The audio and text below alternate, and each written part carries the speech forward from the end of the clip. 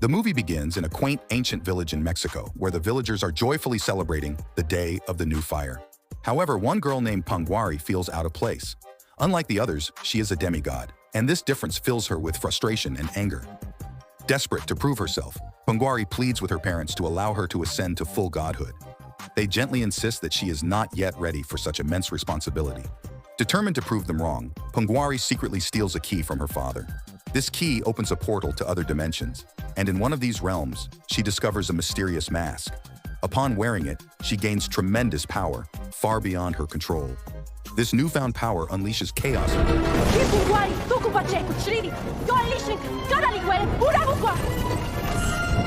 Oh man, this is so awesome! Her parents quickly realize the source of the disturbance and attempt to intervene, trying to calm and reason with her. But Punguari, consumed by her power, refuses to listen. With no other options left, her mother uses all her strength to transform Punguari into stone, hoping to save her and the village from further destruction. After the scene shifts to the future, we see a girl named Ronnie Ann waking up early on the morning of her birthday. Excitedly, she calls her friend to meet at the skateboard park, where they chat about their summer plans.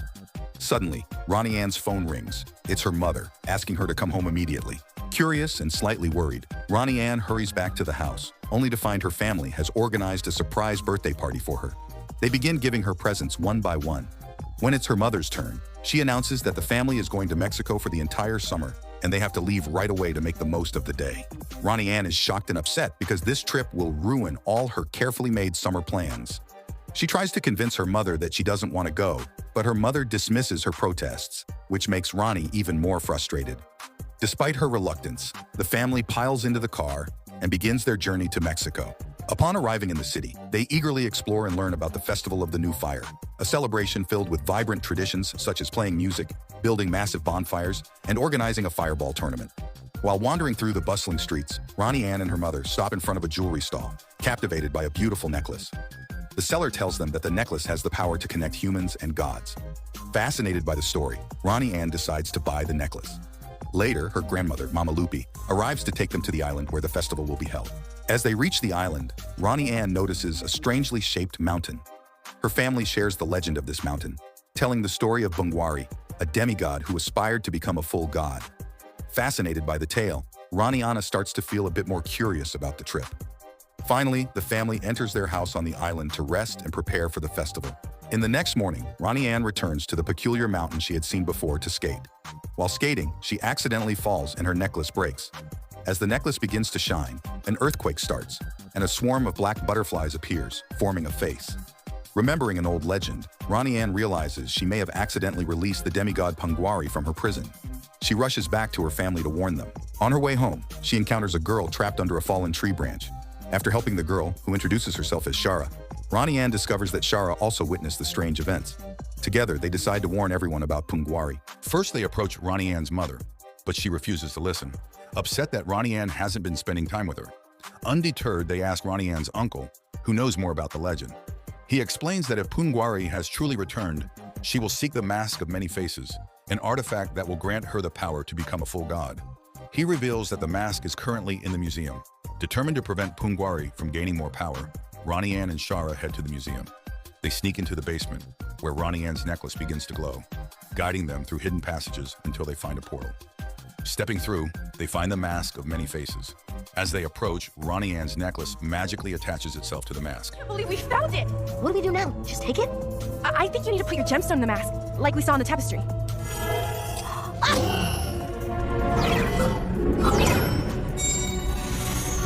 Feeling triumphant, Ronnie Ann believes they've succeeded in thwarting Punguari.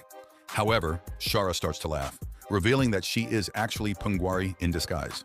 She takes the mask and puts it on, thanking Ronnie Ann for leading her to it. With the mask's power, Punguari leaves the portal, leaving Ronnie Ann trapped and alone, realizing too late that she had been deceived. Ronnie Ann starts searching for an exit to escape, but doesn't find one. She then notices a magical mirror on the wall. When she looks into it, she sees her family because one part of the mirror is in their bathroom at home.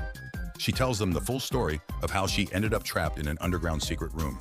Her family immediately tries to help her, but they face difficulties to enter the room. Meanwhile, Ronnie Ann continues searching for something to aid her escape. She finds a magic stick and uses it to open the door of the underground room. She also finds a manuscript that reveals the true story of the legend of Pungwari and how her parents turned her into stone, not to punish her, but to protect her from the underworld god, Ukumu. Rani Ann realizes she must share this story with Pungwari. At the same time, Pungwari begins constructing a massive floating temple, making it challenging to reach. With the help of birds and kites, Rani Ann manages to land on the temple. She explains to Pungwari about her parents' sacrifice to save her. Upon learning this, Pungwari feels ashamed and remorseful for his actions. Together, they return to meet Rani Ann's family, and everyone feels relieved. However, Rani Ann warns them not to celebrate too soon. They still need to find the ancient weapon and the magic fire used to defeat Ukumu in the past. Suddenly, a huge lava monster emerges from beneath the ground. He is Ukuma, the god of the underworld. Pungwari and Rani Ann decide to distract him. Pungwari gives Rani Ann a magic stick to defend herself. Meanwhile, Rani Ann's family manages to retrieve the magic fire from the fire temple located under their house. They also find the ancient weapon, but before they can bring them together, Ukuma keeps sending monsters and lava to obstruct them.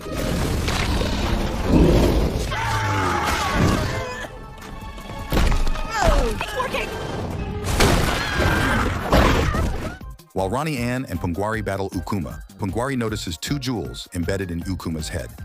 Inside these jewels, she sees images of her parents. They are still alive.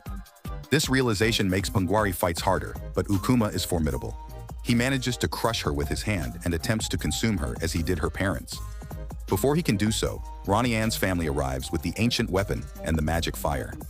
They strike Ukuma's head with all their might, causing the jewels to fall out and stripping him of his power.